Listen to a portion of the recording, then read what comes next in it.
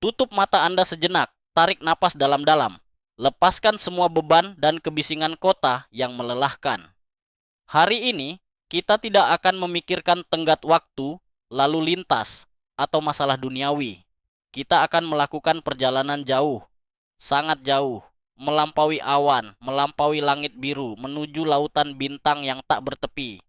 Bayangkan Anda berada di dalam sebuah kapsul logam kecil, jauh dari rumah. Ini bukan sekadar fiksi, ini adalah kenyataan yang akan dihadapi oleh kru Artemis 2. Ada sebuah momen, sebuah jendela waktu yang sangat singkat, hanya 6 menit. Namun, 6 menit ini adalah batas antara kehidupan dan kehampaan. 6 menit di mana tidak ada suara dari bumi yang bisa menjangkau mereka. 6 menit yang hampir mengakhiri segalanya dalam keheningan absolut. Mari kita telusuri momen itu bersama. Mari kita rasakan apa yang mereka rasakan. Bersiaplah untuk melayang. Sebelum kita menyelam ke dalam kegelapan yang menenangkan itu, kita perlu memahami di mana kita berada. Ingatkah Anda pada misi Apollo? Puluhan tahun yang lalu, manusia pertama kali menyentuh debu perak bulan. Kini, umat manusia kembali melalui program Artemis. Namun, ini bukan sekadar kunjungan ulang. Ini adalah langkah pertama untuk tinggal. Kapsul Orion, keajaiban teknologi modern, dirancang untuk membawa 4 astronot lebih jauh keluar angkasa daripada manusia manapun sebelumnya. Mereka tidak akan mendarat kali ini. Mereka akan melakukan ketapel gravitasi. Sebuah tarian maut yang indah mengelilingi bulan. Untuk mendapatkan momentum kembali ke bumi, mereka harus membiarkan gravitasi bulan menarik mereka. Dan disinilah letak ujiannya. Untuk melakukan manuver ini, pesawat harus melewati sisi jauh bulan. Sisi yang tidak pernah terlihat dari bumi. Dan di sanalah, di balik bayangan raksasa kosmik itu, semua komunikasi terputus. Cahaya matahari terhalang. Sinyal radio mati, mereka sendirian. Pemisahan dari pelukan bumi. Bayangkan momen saat roket raksasa itu akhirnya terdiam. Getaran keras berubah menjadi kehalusan yang mengambang. Kru Artemis 2 melihat keluar jendela kaca kuarsa. Bumi, rumah kita yang biru dan hijau, mulai menyusut. Bukan lagi sebuah dunia, melainkan sebuah bola bercahaya. Ada mitos bahwa luar angkasa itu kosong melompong. Namun kenyataannya, luar angkasa dipenuhi oleh lautan radiasi dan debu kosmik mikroskopis. Bayangkan partikel debu yang menari di bawah sinar matahari yang masuk ke jendela kamar Anda. Seperti itulah kosmos, penuh dengan energi yang tak terlihat, membimbing pesawat ini menuju jurang malam. Memasuki samudra kehampaan. Perjalanan menuju bulan memakan waktu berhari-hari.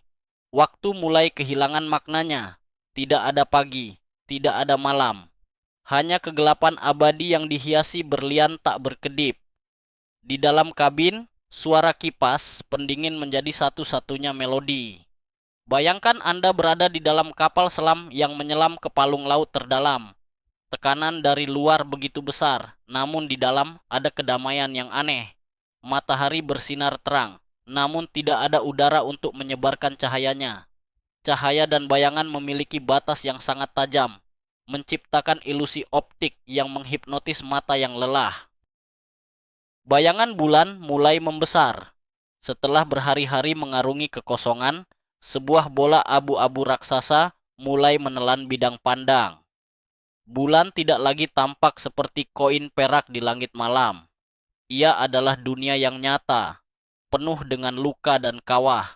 Banyak yang mengira permukaan bulan itu mulus seperti keju atau bola biliar. Mitos ini hancur saat Anda melihatnya dari dekat. Permukaannya kasar, seperti medan perang purba yang membeku dalam waktu. Bayangkan gurun pasir yang paling tandus di bumi, namun tanpa angin, tanpa suara. Sebuah monumen kesunyian yang telah menunggu miliaran tahun untuk disapa. Mendekati garis terminator. Garis terminator adalah batas antara siang dan malam di bulan. Ini adalah ambang pintu menuju 6 menit yang paling kritis. Pesawat Orion meluncur dengan kecepatan ribuan kilometer per jam, Namun di dalam rasanya seperti melayang perlahan. Kru tahu apa yang akan terjadi. Mereka memeriksa instrumen. Detak jantung mereka mungkin sedikit meningkat, namun napas mereka tetap teratur. Bayangkan saat Anda berada di dalam kereta yang akan memasuki terowongan panjang dan gelap. Ada antisipasi, ada ketegangan, namun ada juga kepasrahan pada momentum yang membawa Anda maju. Hilangnya sinyal, titik kritis dimulai. Loss of signal atau LOS. Tiba-tiba, suara statis di radio menghilang. Suara dari pusat kendali misi di Houston terputus. Layar komunikasi menunjukkan garis datar. Ini adalah awal dari 6 menit itu. 6 menit di mana kru Artemis II benar-benar terputus dari umat manusia. Bayangkan Anda berada di tengah hutan lebat yang tertutup salju dan ponsel Anda tiba-tiba mati total. Anda sendirian dengan pikiran Anda sendiri. Namun bagi para astronot, ini bukanlah kepanikan. Ini adalah momen kedamaian tertinggi. Mereka hanya memiliki satu sama lain dan mesin yang melindungi mereka. Memasuki sisi jauh, kegelapan mutlak. Begitu pesawat melintasi cakrawala bulan, bumi menghilang dari pandangan. Sisi jauh bulan bukanlah sisi gelap karena tidak pernah terkena matahari. Itu adalah mitos. Sisi jauh juga mengalami siang dan malam. Namun saat kru berada di sana dalam bayangan bulan dan bayangan bumi, kegelapannya tak tertandingi. Bayangkan menutup mata Anda di ruangan bawah tanah yang tak berjendela. Kegelapan ini bukan sekadar ketiadaan cahaya. Kegelapan ini memiliki bobot. Ia memeluk pesawat, menyelimuti mereka dalam selimut kosmik yang tebal. Keheningan yang memekakkan telinga. Di luar angkasa tidak ada suara. Anda tidak akan mendengar deru mesin pesawat dari luar seperti di film-film fiksi ilmiah. Di balik dinding tipis kapsul, ada keheningan mutlak dari ruang hampa. Di dalam, suara napas sendiri menjadi sangat keras. Detak jantung terasa bergaung di dada.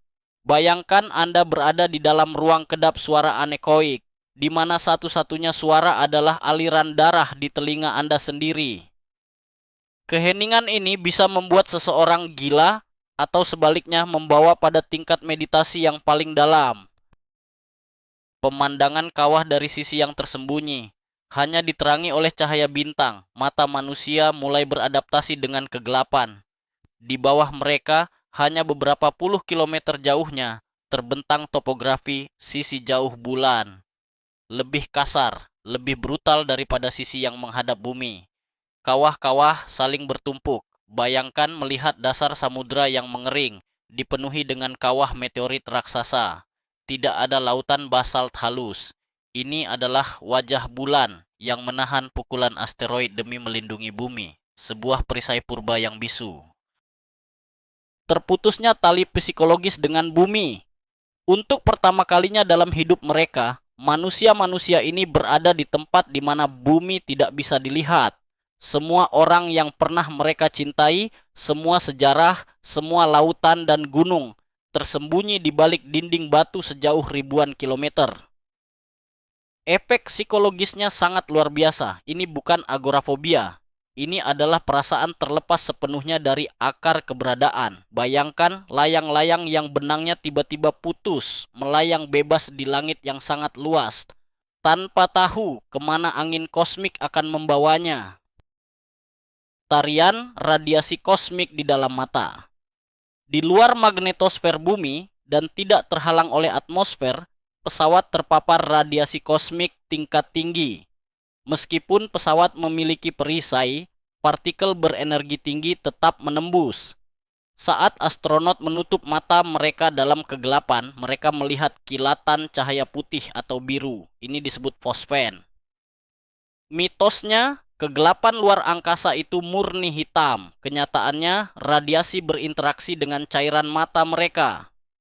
Bayangkan, kunang-kunang yang menyala sebentar di dalam kelopak mata Anda sendiri. Sebuah pengingat visual bahwa alam semesta ini hidup dan penuh energi yang tak terlihat. Rasa dingin dan panas yang ekstrim. Di luar dinding kapsul, Suhu adalah paradoks. Bagian yang menghadap matahari mendidih pada ratusan derajat, sementara bagian yang membelakangi membeku pada ratusan derajat di bawah nol. Sistem termal pesawat bekerja keras. Sesekali, logam pesawat mengeluarkan suara erangan kecil akibat pemuaian dan penyusutan. Suara logam yang berderak lembut ini mengingatkan kru pada seberapa tipis perlindungan mereka. Bayangkan duduk di depan perapian yang sangat panas, sambil punggung Anda bersandar pada balok es. Keseimbangan ini dijaga oleh teknologi dan doa. Gravitasi yang menarik tanpa ampun. Mereka sedang jatuh, berada di orbit, pada dasarnya adalah jatuh terus-menerus mengelilingi sebuah objek tanpa pernah menghantamnya. Saat mereka mengitari sisi jauh, gravitasi bulan menarik mereka dengan kekuatan maksimum, membelokkan lintasan mereka seperti ketapel. Bayangkan Anda berada di ujung ayunan yang sedang berada di titik tertingginya, tepat sebelum Anda meluncur turun. Ada sensasi melayang di perut, campuran antara gravitasi nol dan hukum fisika yang bekerja dalam skala masif. Ini adalah momen di mana manusia menyerah pada hukum alam semesta. Distorsi waktu yang membingungkan. Berapa lama 6 menit itu? Di bumi, 6 menit bisa berlalu saat kita menyeduh teh, namun di balik bulan, waktu seolah meregang. Setiap detik terasa memanjang, tebal oleh antisipasi. Pikiran mulai mengembara ke masa lalu dan masa depan. Bayangkan saat Anda sedang menunggu hasil tes medis yang penting, di mana 1 menit terasa seperti 1 jam. Namun di sini, penantian itu diiringi oleh pemandangan bintang yang tak terbatas. Waktu tidak diukur dengan jam, melainkan dengan detak jantung dan putaran orbit. Kehadiran hantu-hantu Apollo. Kru Artemis II tidak sepenuhnya sendirian secara spiritual. Mereka mengikuti jejak Apollo 8, manusia pertama yang melihat sisi jauh bulan. Di tengah keheningan itu, sangat mudah untuk membayangkan suara komandan Apollo di masa lalu bergema di pikiran mereka. Sejarah mengawasi mereka. Bayangkan berjalan di koridor istana kuno pada malam hari. Anda tidak melihat siapapun, tetapi Anda bisa merasakan kehadiran mereka yang pernah berjalan di lantai yang sama. Ini adalah momen penghormatan, sebuah jembatan tak terlihat antara masa lalu dan masa depan eksplorasi manusia. Pemandangan Bima Sakti yang tak tertembus. Tanpa polusi cahaya bumi, tanpa silau matahari, dan tanpa atmosfer, langit malam terbuka dalam kejayaan penuhnya. Bima Sakti tidak hanya terlihat seperti kabut tipis, ia terlihat seperti struktur 3 dimensi yang nyata. Mitos bahwa foto luar angkasa buatan NASA itu diedit untuk menjadi terlalu berwarna sirna. Kenyataannya, galaksi kita bersinar dengan warna perak, merah, dan biru yang halus. Bayangkan ada seseorang yang menumpahkan susu bercahaya di atas kain beludru hitam pekat. Begitu banyak bintang sehingga rasi bintang yang kita kenal dari bumi hampir sulit dikenali. Kesadaran akan debu kosmik. Saat memandang hamparan bintang itu, ada realisasi filosofis yang mendalam. Setiap atom di tubuh astronot, setiap logam di kapal mereka, ditempa di jantung bintang yang telah lama mati. Mereka bukan tamu di luar angkasa, mereka adalah bagian dari luar angkasa yang sedang mengamati dirinya sendiri. Bayangkan, sebutir pasir di pantai tiba-tiba memiliki kesadaran dan memandang lautan luas. Perasaan kecil dan rapuh muncul, namun paradoksnya, itu membawa rasa damai yang luar biasa. Masalah-masalah kecil di bumi kehilangan semua maknanya. Menit ketiga. Titik terjauh. Ini adalah puncaknya. Mereka berada di titik terjauh dari bumi, titik paling sunyi dari seluruh perjalanan. Mesin pendorong kecil menembak secara otomatis untuk menjaga orientasi, menciptakan getaran kecil yang terasa hingga ke tulang. Di momen ini, mereka adalah manusia yang paling terisolasi di seluruh alam semesta. Bayangkan Anda adalah sebuah pulau kecil di tengah Samudra Pasifik, ribuan mil jauhnya dari daratan terdekat. Tidak ada jalan untuk kembali. Satu-satunya jalan keluar adalah terus maju, mengikuti kurva matematika kosmik yang telah dihitung bertahun-tahun yang lalu.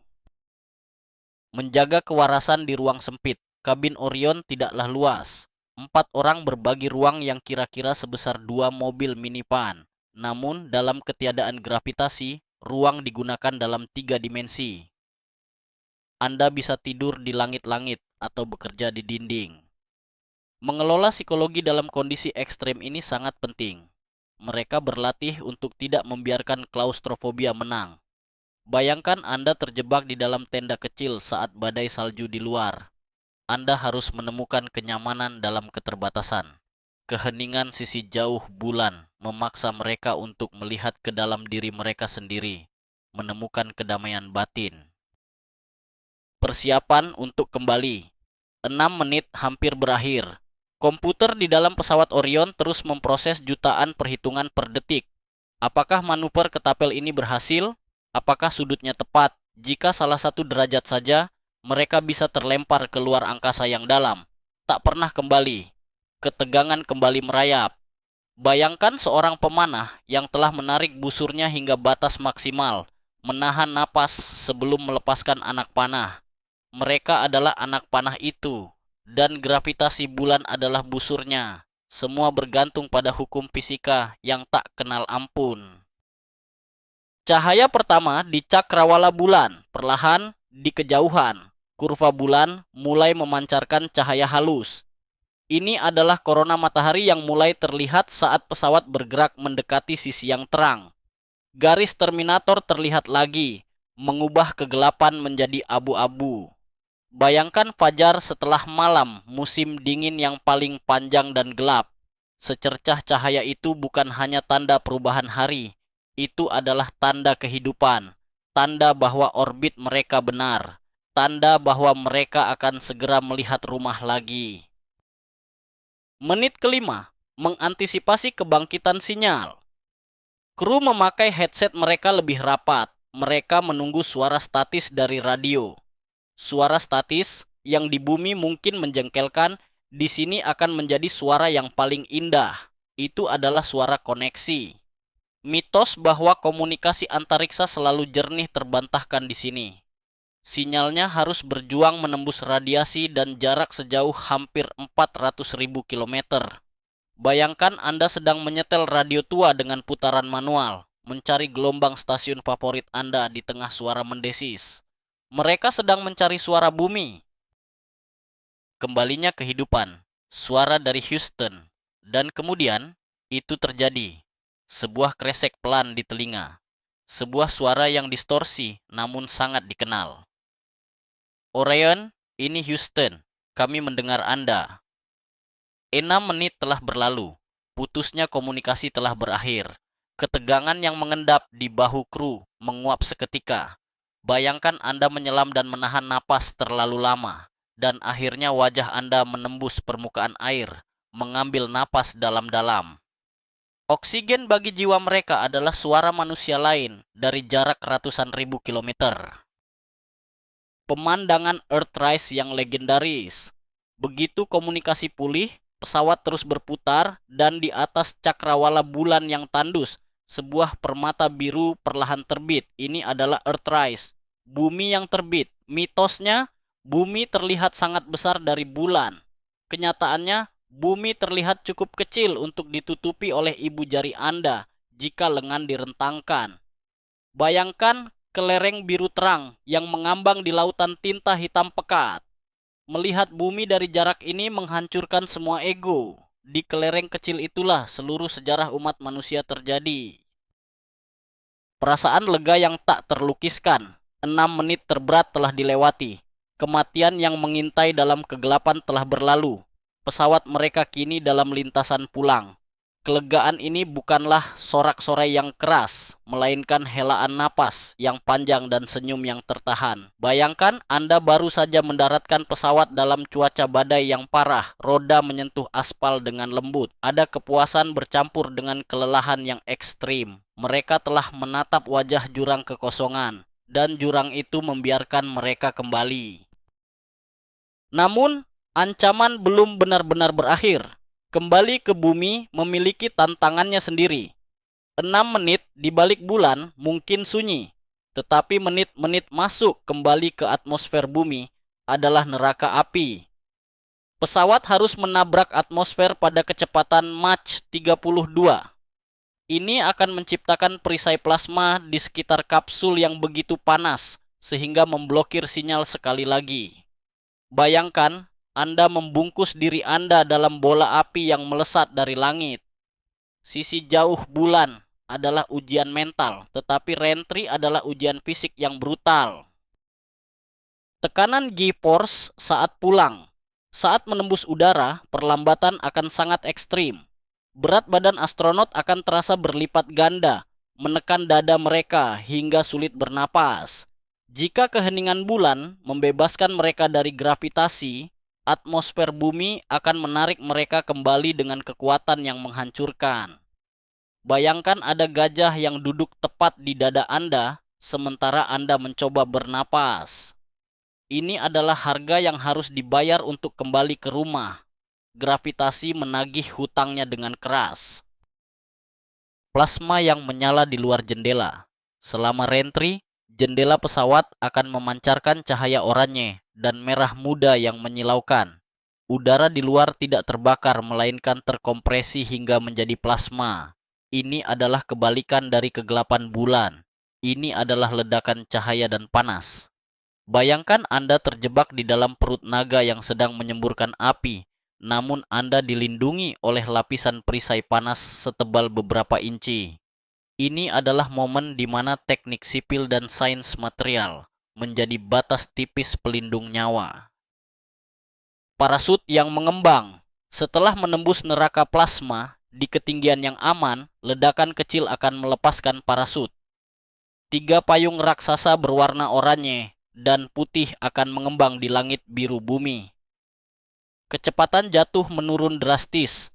Sentakan hebat terasa di kabin. Bayangkan Anda sedang meluncur jatuh bebas dari tebing, dan tiba-tiba sebuah tangan raksasa menangkap Anda dengan lembut di udara. Suara angin yang menderu perlahan digantikan oleh keheningan awan yang damai. Kecipak di air samudra. Splashdown. Kapsul menghantam air laut biru dengan keras, mengapung dan bergoyang. Setelah berhari-hari mengambang di ruang hampa yang diam, bau laut tiruan di dalam baju luar angkasa dan goyangan ombak memberitahu otak mereka satu hal yang pasti. Gravitasi telah kembali, udara ada, mereka selamat. Bayangkan, Anda kembali ke ranjang hangat Anda setelah berhari-hari tersesat di badai salju. Ada rasa aman yang membumi, pelukan ibu pertiwi yang menyambut anak-anaknya pulang. Meninggalkan kenangan di bintang. Meskipun mereka telah kembali basah dan kelelahan di Samudra Pasifik, sebagian dari pikiran mereka akan selamanya tertinggal di sana. Di sisi jauh bulan, di dalam keheningan absolut selama 6 menit itu, mereka telah melihat apa yang hanya bisa diimpikan oleh sedikit manusia. Bayangkan, Anda telah mengunjungi dunia sihir dan kembali ke kehidupan nyata. Selamanya, cara Anda memandang langit malam tidak akan pernah sama lagi. Kegelapan bukan lagi ketakutan, melainkan teman lama yang tenang. Perjalanan Artemis II bukan sekadar ujian mesin, melainkan ujian jiwa manusia. 6 menit di balik bayangan bulan adalah momen di mana sains bertemu dengan spiritualitas, di mana ketakutan akan kehampaan diubah menjadi kekaguman yang mendalam akan keagungan alam semesta. Mereka menghadapi kesunyian mutlak hanya untuk menyadari bahwa kita dari bumi ini adalah suara bagi kosmos yang bisu. Terima kasih telah ikut melayang dalam perjalanan yang menenangkan ini. Biarkan pikiran tentang luasnya ruang angkasa membawa kedamaian bagi pikiran Anda malam ini. Jika Anda berada di posisi kru Artemis II, apa yang akan Anda pikirkan selama 6 menit dalam kegelapan mutlak itu? Tuliskan bayangan Anda di kolom komentar, dan biarkan kita berbagi keheningan bersama.